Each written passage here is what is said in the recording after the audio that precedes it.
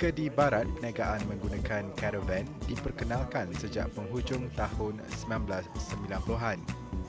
Dan menerusi konsep niaga secara bergerak ini, ia memberi hasil lumayan kepada peniaga.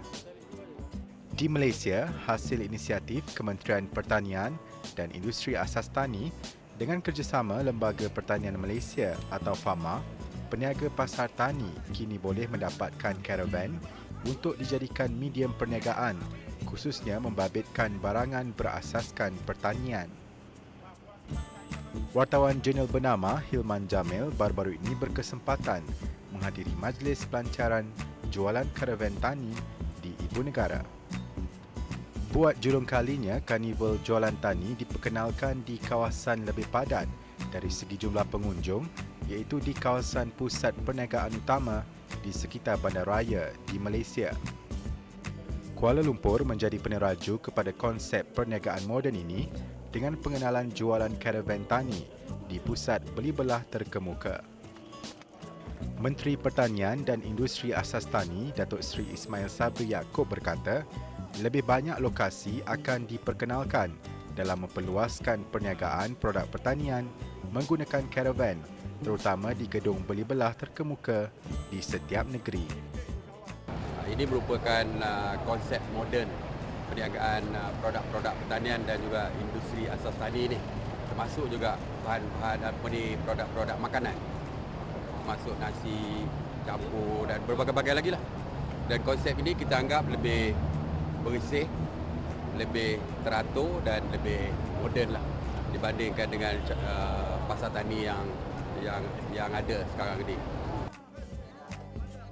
Perniagaan menggunakan karavan telah lama dipraktikkan di kebanyakan negara maju dan ia memberi pulangan yang tinggi kepada peniaga. Setakat ini, sebanyak 146 karavan tani telah diperkenalkan di seluruh negara dan di Kuala Lumpur, lokasi jualannya akan diperluas setelah mendapat kelulusan dari Dewan Bandaraya Kuala Lumpur di BKL.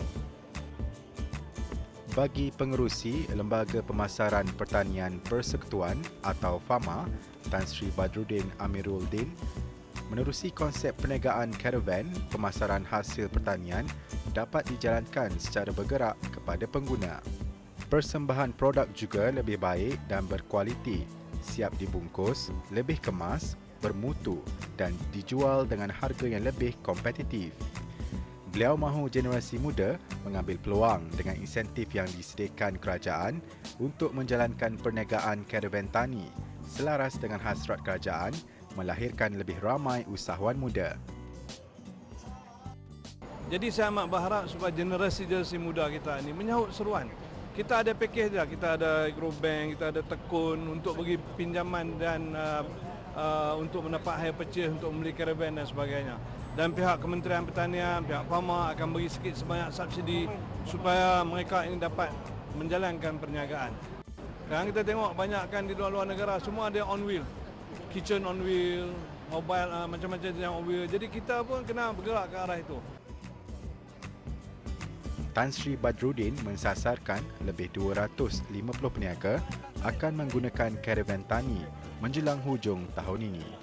Dan bagi reka bentuk imej luaran karavan ini mengikut komoditi jualan usahawan yang standard dan seragam yang disediakan oleh FAMA bagi tujuan keseragaman dan pengiklanan.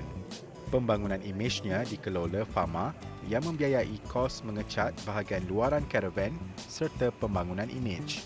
Imej karavan tani dibangunkan mengikut pelbagai komoditi dan kategori seperti karavan menjual sayur, buah, ayam daging, ikan, produk industri asas tani, aneka makanan dan minuman serta herba. Apabila saya pakai karavan, saya tengok saya punya perniagaan saya makin hari makin maju. Sebab saya boleh bergerak tempat mana yang ada event, macam tempat-tempat orang ramai, so di situ saya boleh berniaga. Jangan terus menceburi, kita kena cari dulu idea-idea, kalau boleh idea-idea yang out of box, luar daripada kotak, kan, untuk memperkasakan kita orang muda ni. Bagi pengguna, penjualan di karavan tani di kawasan tumpuan pasti memberi lebih kemudahan terutama kepada warga kota yang bekerja di pusat bandar, selain dapat memperkenalkan produk pertanian Malaysia kepada pelancong yang berkunjung ke negara ini. Oh, memang bagus. Saya suka sangat.